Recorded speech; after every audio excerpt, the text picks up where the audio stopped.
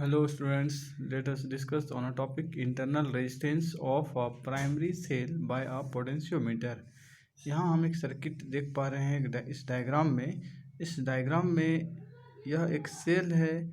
इस सेल के अंदर में इंटरनल रेजिस्टेंस है और इस इंटरनल रेजिस्टेंस को इस पोटेंशियोमीटर के हेल्प से हम फाइंड करेंगे। So let us start. अब सबसे पहले हम इस सर्किट को समझते हैं, फिर इसका एक्सप्लेनेशन हम देख लेंगे। इस सर्किट में अभी आप इस पार्ट को छोड़ देंगे और सिर्फ इस ग्रीन वाले पार्ट को देखेंगे। ये जो ग्रीन पार्ट दिख पा रहा है, this is a wire and this is made up of manganese और constantan wire. Each length is 1 meter, so total 1 2 3 4 meter length in this potentiometer. It may be more than 4 centimeter also, 4 meter also. Next, there is a cell is connected here. This cell is called auxiliary cell, or we can say driver cell, which is connected with a key K1, and there is a rheostat, and the rheostat is connected with the potentiometer with a point B, and the other end of the this auxiliary cell is connected with a point A with the magnetic wire. अब है कि simply समझना है कि यहाँ हो क्या रहा है। अभी आप इसको मत देखिए। क्या होगा कि सेल से कनेक्ट है, इधर से रियोस्टेट लगा हुआ है। रियोस्टेट क्यों है? क्योंकि इस पोटेंशियोमीटर का जो प्रिंसिपल है, इस वायर में यूनिफॉर्म वायर फ्लो होना चाहिए। अब हम जानते हैं कि कंटिन्यूसली करंट फ्लो होता है तो हीटिंग इफेक्ट होता है, और हीटिंग इफेक्ट से क्या होता है, हीट बढ़ने से रेजिस्टेंस बढ़ता है। रेजिस्टेंस बढ़ने से करंट का फ्लो कम हो सकता है, तो यूनिफॉर्मिटी डिस्टर्ब हो जाएगा। और उस यूनिफॉर्मिटी को मेंटेन करने के लिए यहाँ पर रियोस्टेट लगाया जाता है, और इस रियोस्टेट का काम है टू वेरी द रेजिस्टेंस। इसे हम एडजस्ट करके करंट के फ्लो को यूनिफॉर्म बना कर रखेंगे। नेक्स्ट इज हम देख पा रहे हैं कि इस सर्किट से होकर के यूनिफॉर्म करंट फ्लो हो रहा है, इसके हेल्प से और अदर अरेंजमेंट के हेल्प से।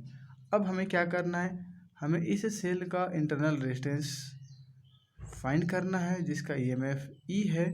सबसे पहले हम यहाँ से इस तरह से इस पार्ट वाले को कनेक्ट कर देंगे, और एक और रेजिस्टेंस बॉक्स भी कनेक्ट करेंगे इस सेल के पैरेलल, जिसके एंड में एक की होगा K2, वो भी कनेक्ट करेंगे। पहले यह K2 ओपन रहेगा, यहाँ क्लोज नहीं है।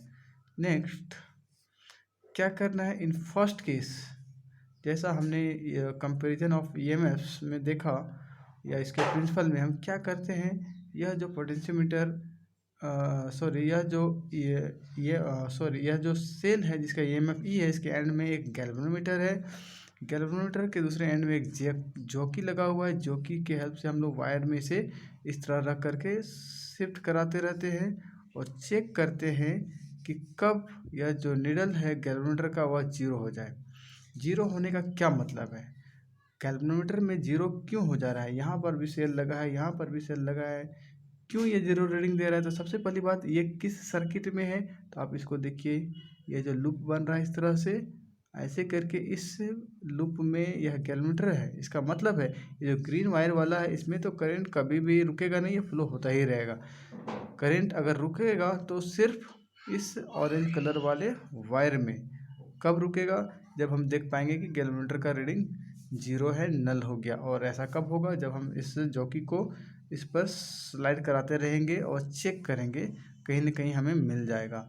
अब है कि ऐसा क्यों होता है, तो हमने पढ़ा है principle of potentiometer, the potential drop is proportional to the length of the wire of the potentiometer.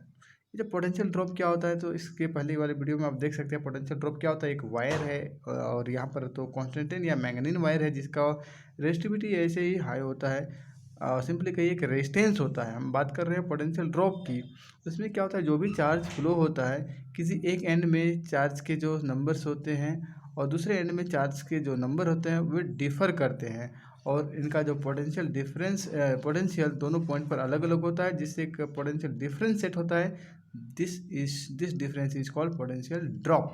तो प्रिंसिपल कहता है पोटेंशियल ड्रॉप, सपोज ए का जो पोटेंशियल है और जे का पोटेंशियल वो डिफरेंस है, तो इनका जो डिफरेंस है that is called potential drop. This potential drop is proportional to length of the wire. जैसे जैसे लेंथ बढ़ाएंगे पोटेंशियल ड्रॉप और ज़्यादा होगा। अब हम कहना चाह रहे हैं कि यह जो वायर आप देख पा रहे हैं ऐसे करके ऐसे पहुंचा हुआ है, अगर इसके ऊपर का जो पोटेंशियल है और ए से जे तक का जो पोटेंशियल है वह इक्वल हो जाए।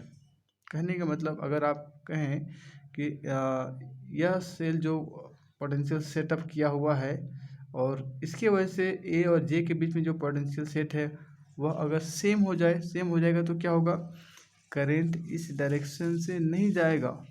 इसकी वजह से सिर्फ इस लेंथ की हम बात कर रहे हैं, पूरे की नहीं, यहाँ से यहाँ तक कि इस सेल की वजह से, इस बैटरी की वजह से और इस सेल की वजह से पूरे यहाँ से यहाँ तक का ईएमएफ इक्वल हो गया, जिससे करंट इस वायर से फ्लो नहीं हो रहा है।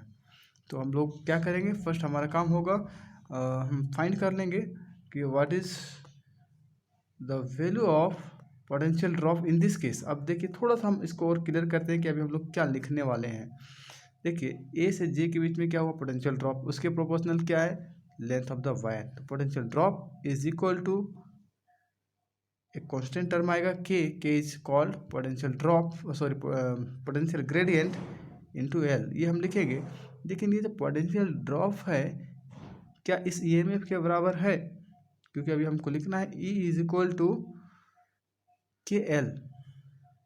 स्टार्टिंग में हम L1 लेंगे के L1, तो क्यों लिखेंगे, तो इसको थोड़ा समझिए कि देखिए यहाँ से यहाँ का जो पोटेंशियल डिफरेंस सेट हुआ इस ड्रॉप की वजह से, वही पोटेंशियल डिफरेंस इसके अक्रॉस सेट हुआ, और ये डिफरेंस किसने प्रोवाइड किया, इसने, और ये वाले का डिफरेंस किसने प्रोवाइड किया है, इस वाले सेल ने। दोनों इक्वल है, तो हम इस पोटेंशियल ड्रॉप के बराबर ही इसको समझेंगे, क्योंकि दोनों एक दूसरे का इक्वल है, तभी तो करंट ऊपर नहीं गया।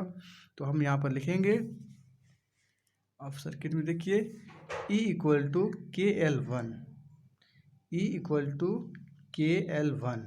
के इज अ पोटेंशियल ग्रेडियंट, और पोटेंशियल ग्रेडियंट क्या होता है, potential per unit length. Suppose ये 1 मीटर का वायर है, 1 मीटर वायर में अगर x पोटेंशियल है तो यूनिट में क्या होगा, x/L। तो इस तरह से k is a potential gradient. Now अब हम देख पा रहे हैं इसके ऊपर में एक और पैरेलल सर्किट है जिसमें रेजिस्टेंस बॉक्स लगा हुआ है, जिसके अदर एंड में एक प्लग की है जिसका नेम है K2।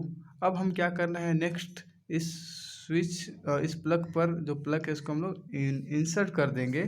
अब जो करंट है इधर से भी फ्लो होगा। अब हमेशा ध्यान रखना है कि ये वाले में करंट का कभी फ्लो रुका नहीं है, ये कंटिन्यूसली चल रहा है, हमने स्विच को हटाया नहीं है। हम इधर पर इस एंड में कुछ एक्स्ट्रा सर्किट जोड़ते जा रहे हैं। जैसे ही हमने स्विच को ऑन किया प्लग की लगा करके, जो करंट सिर्फ नॉर्मली इधर से फ्लो हो रहा था, अब कुछ करंट, क्योंकि इधर भी इसका पाथ बनता है, एक ब्रांच है, तो करंट इधर से भी ऐसे होकर के घूमता रहेगा, कुछ करंट इधर से भी होकर घूमता रहेगा। अब हमें क्या करना है, फिर से इस जॉकी की हेल्प से यहाँ पर स्लाइड करें और चेक करेंगे कि किस पॉइंट पर नल पॉइंट 0 आता है। अब देखिए यहाँ पर हम ये कहना चाह रहे हैं कि यहाँ हम इस केस में क्या फाइंड करना चाह रहे हैं। अगेन हम लोग फाइंड करना चाह रहे हैं potential drop that is proportional to the length of the wire. इस बार किसका पोटेंशियल हमें मिलेगा, तो पोटेंशियल मिलेगा टर्मिनल पोटेंशियल डिफरेंस का।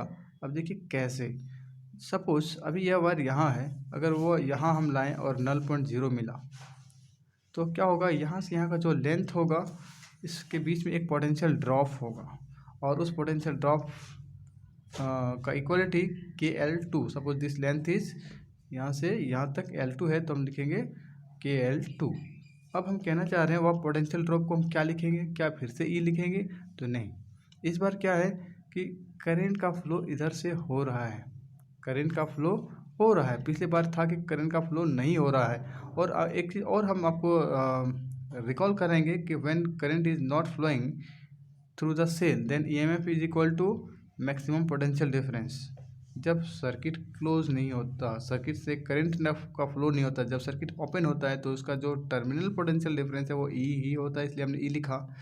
But when current flows across the cell through the cell across external resistance then potential drop across the positive and negative terminal, that is called terminal potential drop.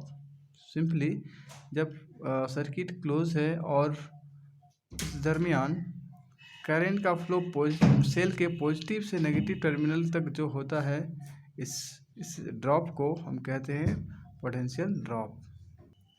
Yes, तो हम बात कर रहे थे potential drop across the terminal of a cell, across the terminal of a cell when current is being drawn from it, this is called terminal potential difference। अब यहाँ पर देखिए,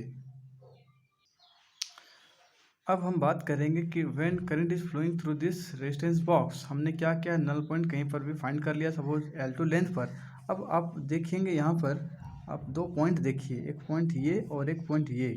देखिए इसी पॉइंट से यह रेजिस्टेंस बॉक्स भी कनेक्ट है, इसी पॉइंट से यह सेल भी कनेक्ट है, और इसी पॉइंट से यह जो पोटेंशियोमीटर का वायर है वो भी कांस्टेंट है। अब करंट का फ्लो नहीं हो रहा है, इसका मतलब क्या हुआ, इस वायर का जो पोटेंशियल ड्रॉप है वह इसके पोटेंशियल के बराबर है, और इसी में यह भी कनेक्टेड है। कौन सा, एक्सटर्नल रेजिस्टेंस, जिसे हम लोग कहेंगे यहाँ का जो पोटेंशियल डिफरेंस है वो भी इसके और इस पोटेंशियल ड्रॉप के बराबर है। सो वी कैन राइट, क्योंकि हमारा प्रिंसिपल कहता है this potential drop is proportional to length of the wire, so this potential drop is equal to this terminal potential difference। जब करंट सेल के अक्रॉस रेजिस्टेंस से होते हुए पास होता है तो इसे हम लोग कहते हैं टर्मिनल पोटेंशियल डिफरेंस। जब करंट फ्लो होता है तब, और नहीं फ्लो होता है तो सिंपली ईएमएफ कहते हैं। सो सेकेंड केस में हम लोग क्या लिखेंगे, इस बार ई नहीं लिखेंगे, हम उस रेजिस्टेंस बॉक्स के अक्रॉस बात करेंगे, और पोटेंशियल ड्रॉप जो होगा इस बार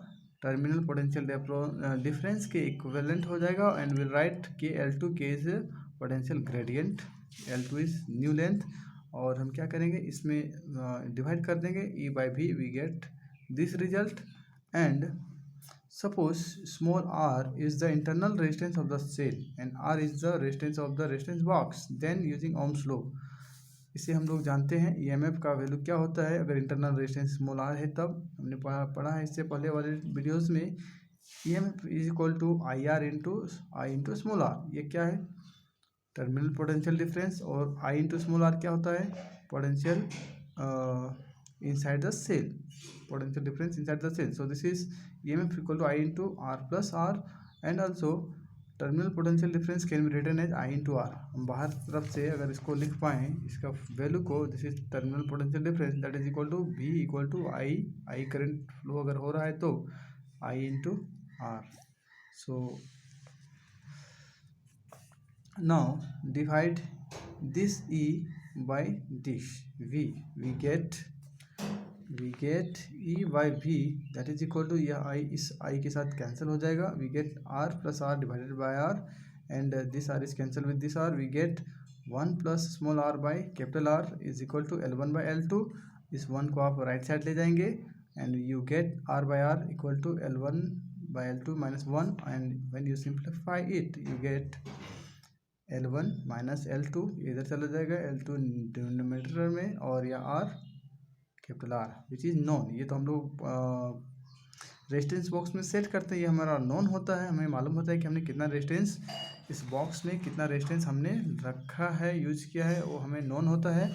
तो उस तरह से this is known, L1 is known, L2 is known, this L2 is also known. So by using this formula we can find the internal resistance of the cell with the help of potentiometer।